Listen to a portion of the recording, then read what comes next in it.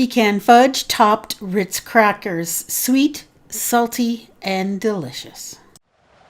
Let's see what's cooking. Let's get the facts. Let's see what's cooking. It's time for Yo-Yo Max 12. Hello everyone, starting off with medium-sized saucepan and 1 can, 14 ounces of sweetened condensed milk. Now the heat's not on the stove at this point. Then add 1/3 cup of butter. I'm using salted butter, and 1/3 of a cup of packed brown sugar. Then you're going to cook and stir this continuously over medium heat. Now I'm going to say medium heat, but keep an eye on it, because as you're stirring and cooking, and once it comes to a boil, keep very close eye on it, because it can start to burn very, very quickly. So as you're stirring, if you start to see little brown bits coming up from the bottom of the pan, take the pot right off the heat, turn the heat down, and once the heat's cooled a little bit, put it back on and continue to cook. And you're going to do this for about 7 or 8 minutes. And you will see that after 7 or 8 minutes that it'll thicken up quite a bit. So if you run your spoon across the bottom of the pan, you'll see like it leaves a clean streak.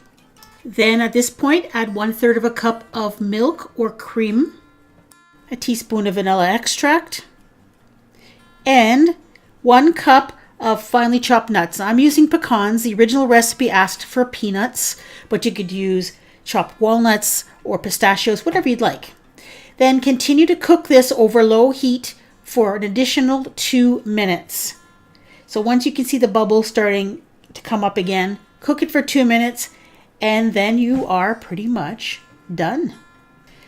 Now all you have to do is put this on Ritz crackers. Now you can just use a spoon and spoon it on top of the crackers, but I found a really easy way of doing this is a cookie scoop or an ice cream scoop that has that little cookie scoop windshield wiper inside that helps push that mixture out. So you end up getting the same amount on each cracker, and it's a lot less messy, and you want to burning your fingers on this stuff. So basically you just put it on top of each cracker and then let it sit until the fudge is firm, or put it in the refrigerator to make that go a little bit faster. It makes about 30 depending on how much fudge you put on each cracker.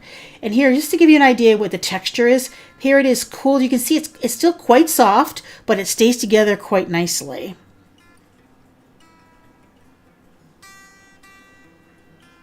Like a fudge, but almost like a caramel fudge, if you can imagine.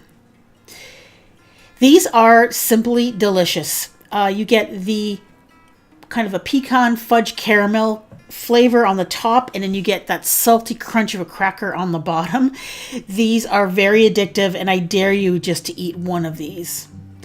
Now, if you'd like, you can put a Ritz cracker on top to make a little sandwich. And I even experimented by dipping these little sandwiches into some white and into some regular chocolate. So it makes a really, really nice little cookie if you do it that way. These would be amazing on a Christmas cookie platter, but seriously, these are really good. Give these a try. You won't be disappointed.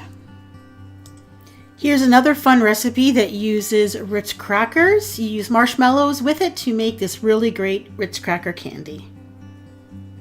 Thanks so much for watching.